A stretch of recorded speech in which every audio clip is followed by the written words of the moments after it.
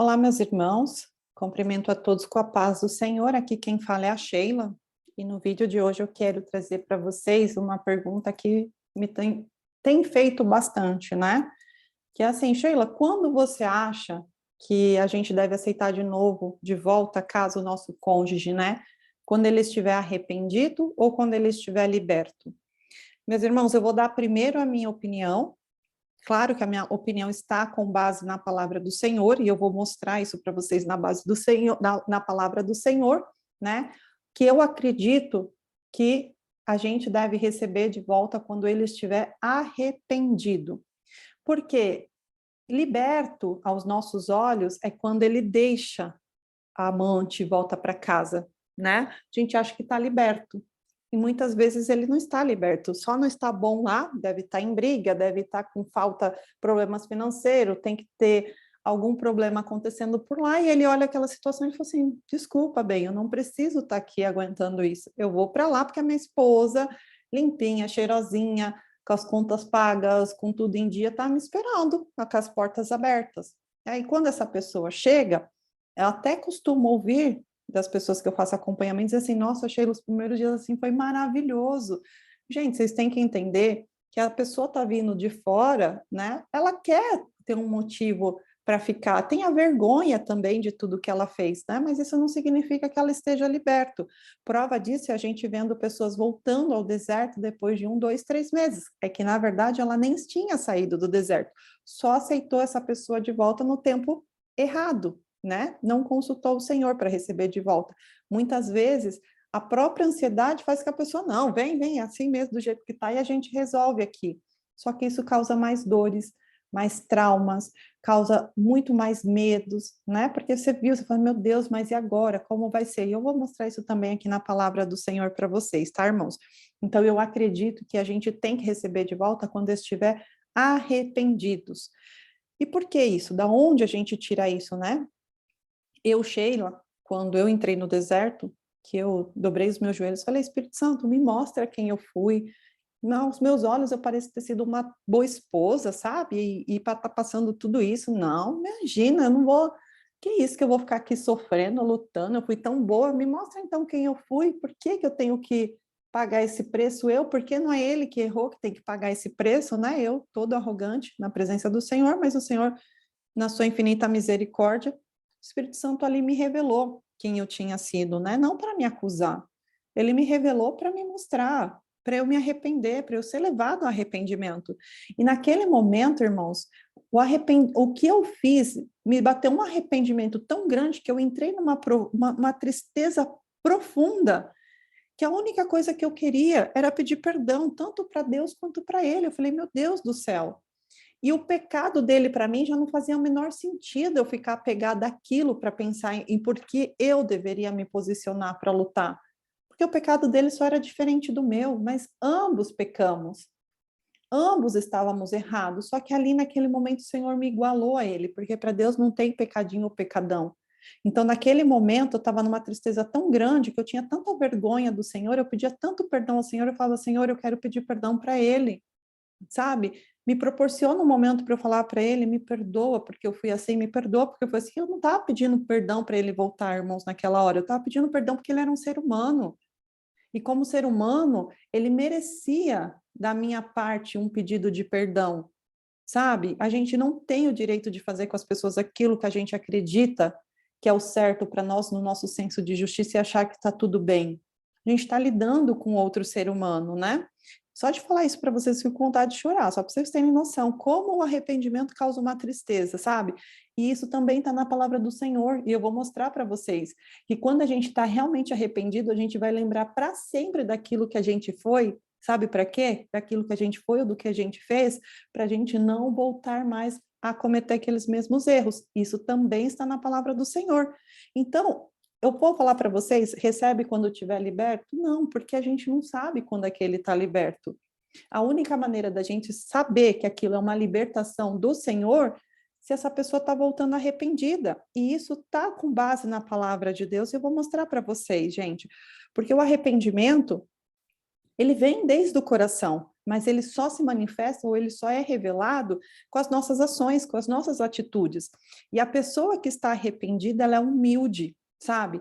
A gente, a partir daquele momento, a gente vai tomar tanto cuidado com as nossas ações, porque a gente sempre vai pensar em fazer a coisa correta, tanto para aquela pessoa, mas principalmente para Deus, sabe? A gente vai ter todo momento ali aqui, por trás da gente, assim, eu preciso fazer isso para agradar a Deus. Eu não vou fazer aquilo que aquele velho homem que eu era, que eu tinha dentro de mim fazia.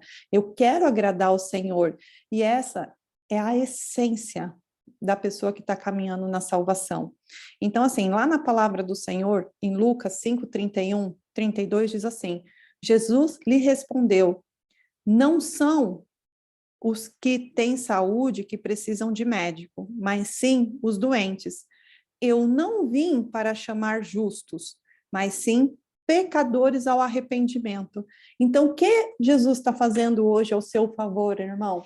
Chamando o seu marido ao arrependimento, te chamando ao arrependimento. A partir daquele momento que há arrependimento, começa o processo de libertação.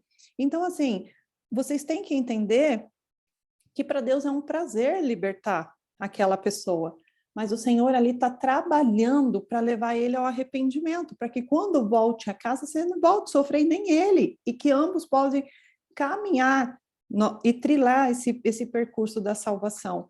Vocês sabem que um dia eu ouvi uma palavra assim, né? Que o diabo não tinha acabado com o meu casamento, ele tinha acabado com um projeto. Quando a gente ouve assim, acabou com um projeto, a família é um projeto de Deus, a gente está achando que Deus está preocupado assim com a nossa felicidade só. Gente, o projeto de Deus significa que tem algo maior por trás daquilo que Deus está fazendo. Quando o Senhor criou a família, o projeto, através de Adão e Eva, eu entendo que o Senhor queria povoar a terra. Então, assim, existia o projeto do Senhor que era expandir aquela obra maravilhosa que ele tinha feito, que era o homem.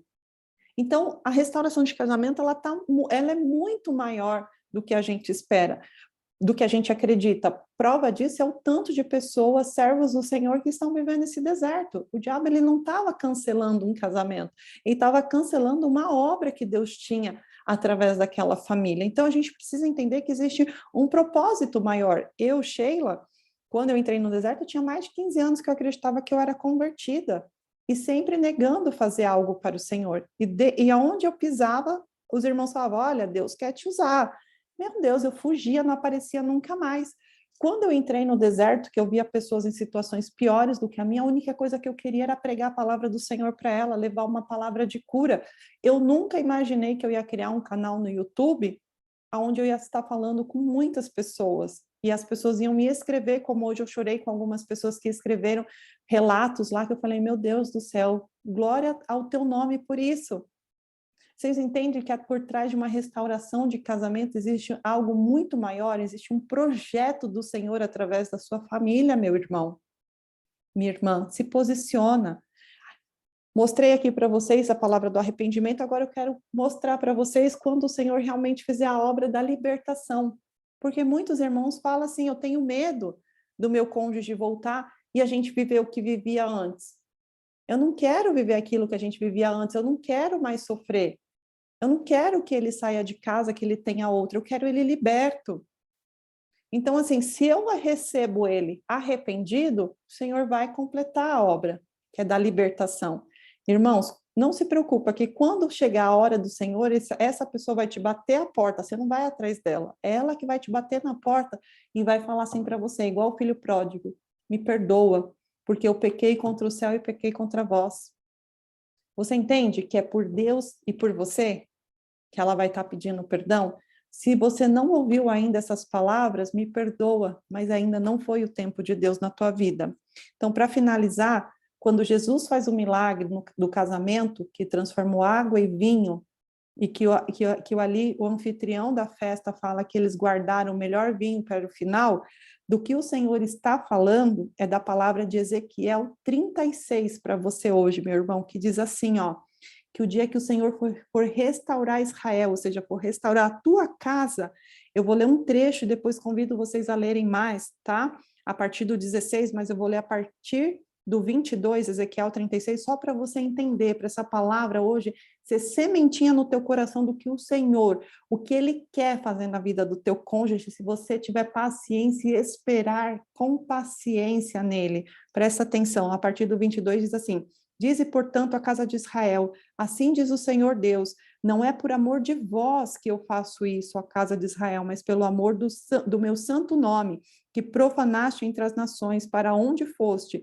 Vindicarei a santidade do meu grande nome, que foi profanado entre as nações, ao qual profanaste por meio delas, e as nações saberão que eu sou o Senhor, diz o Senhor Deus, quando eu vindicar a minha santidade perante elas.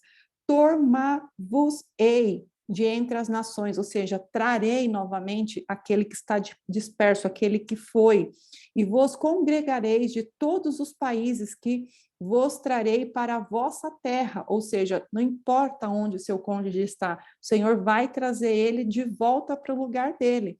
Então, olha aqui a obra maravilhosa de Deus. No 25 diz assim: então aspergirei água pura sobre vós, e ficareis purificados de todas as vossas imundícias, e de todos os vossos ídolos vos purificarei. Dar-vos-eis coração novo, e porei dentro de vós espírito novo. Tirarei de vós o coração de pedra, e vos darei o coração de carne. Porei dentro de vós o meu espírito, e fareis que andeis nos meus estatutos, guardeis os meus juízos e os observeis. Habitareis na terra que eu dei a vossos pais, vós sereis o meu povo, e eu serei o vosso Deus. Livrá-lo-eis de todas as vossas imundícias, farei vir o trigo e multiplicarei, e não trarei fome sobre vós, multiplicarei o fruto das árvores e a novidade do campo, para que jamais recebais o opróbrio da fome entre as nações. Então, vós lembrareis dos vossos maus caminhos e dos vossos feitos, que não foram bons. Tereis nojo de vós mesmo por causa das vossas iniquidades e das vossas abominações. Não é por amor de vós, fique bem claro que eu faço isso, diz o Senhor Deus. Envergonhais vós e confundi-vos por causa dos vossos caminhos, ó casa de Israel, assim diz o Senhor. Irmãos, aqui o Senhor está querendo dizer assim, que o dia que Ele libertar, que Ele aspergir as águas purificadoras, Ele vai tirar todo aquele mal, toda aquela imundícia. Ele fala aqui que Ele vai colocar o Espírito dele dentro do seu cônjuge. Primeiro em nós, né? A gente precisa ter noção que isso aqui primeiro o Senhor vai fazer em nós, porque nós somos tão sujos e pecadores quanto eles, mas neles também.